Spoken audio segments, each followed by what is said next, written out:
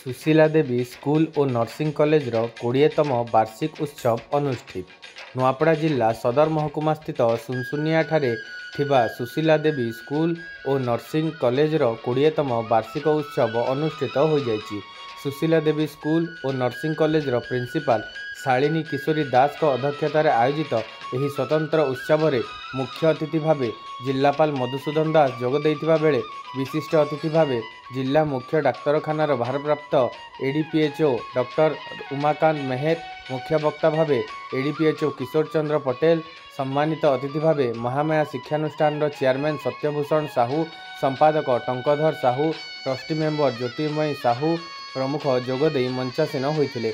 अनुष्ठान समस्त छात्री सर्वप्रथम हाथ में कैंडल धरी समाज सेवा करने जिलापाल मधुसूदन दास और शिक्षयित्री प्रियंका महिरा द्वारा शपथ पाठ करते। अतिथिगण को स्वागत और संबर्धना प्रदान करा जायथिला। मनीष गढ़ा फैक्ट्री को आसी मते बहुत खुशी लगिला। डाक्तर जीवन बंचाई थांती किंतु नर्स माने रोगी को प्रकृत रे सेवा और जत्न करती। तांकर एही सेवा भावना को नमन करुछि बोली अतिथिगण अभिभाषण में मत प्रकाश करथिले। परे अनुष्ठान समस्त छात्री मानक द्वारा सांस्कृतिक कार्यक्रम परिवेषण करा जायथिला। एही अवसर रे शिक्षानुष्ठान रुचिस्मिता दास को स्टूडेंट ऑफ द ईयर सम्मान रे पुरस्कृत करा जायथिला। छात्री सुमन चंद्रकार मंच परिचालना करिथिबा बेले मैनेजमेंट कर्मचारी संतोष महानंद और फरीद खान, शिक्षयित्री पुष्पा छुरा, ऐश्वर्या सिंह, भागवती बारिक, रश्मिता मिर्धा, नमिता बेपारी कार्यक्रम रे विशेष भाव में सहयोग प्रदान करिथिबा बेले समस्त छात्री और अभिभावक वृंद उपस्थित रहिथिले। सुशीला देवी नर्सिंग कॉलेज को आसिक मु गौरवान्वित हेली। कारण ये हूँ मनुष्य तैयारी कारखाना केवल नुहे, ये मनुष्यर सेवा को धर्म करवा तैयारी कारखाना ये।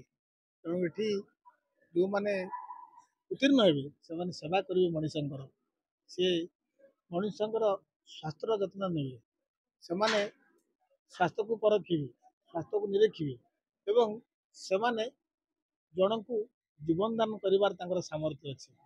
डाक्तर सीना रोगी को देखती किंतु रोग दूर कर जो दायित्व बोध थाए, कर्तव्य बोध थाए, नर्स निश्चित थाए। तेणु आज ये अनुष्ठान में जो मैंने उत्तीर्ण हे से निश्चय आम जिलार अनुष्ठान ना रखिए सेवारे से सेवार जड़े जड़े मूर्तिमंत प्रतीक हे जमती मदर तेरेसा थे। मैं आशा पोषण करुच्ची एवं आस्था प्रकट करुच्ची ये जो मैंने पाठ पढ़ुंट से निश्चय भविष्य मदर तेरेसा हे। आज आम सुशीला देवी स्कूल और कॉलेज ऑफ नर्सिंग 20तम कैपिंग सेरेमनी और लाइट लैंटरिंग सेरेमनी अनुष्ठान है।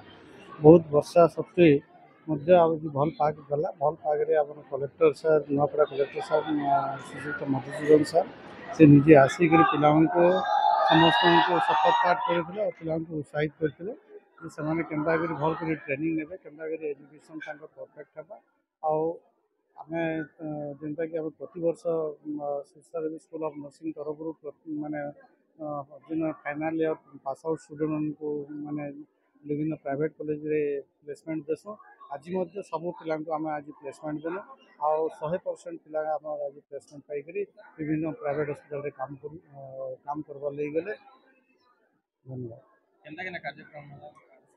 आज सर्वप्रथम आम कैपिंग सेरेमनी है। कैपिंग सेरेमनी पर लाइट लैंपरिंग पर निजे कलेक्टर सर शपथ पाठ कराइले नर्स मान आज मैंने हॉस्पिटल रे नर्स भाव माने काम कर बर्तमान कल्चरल प्रोग्राम स्टार्ट हो।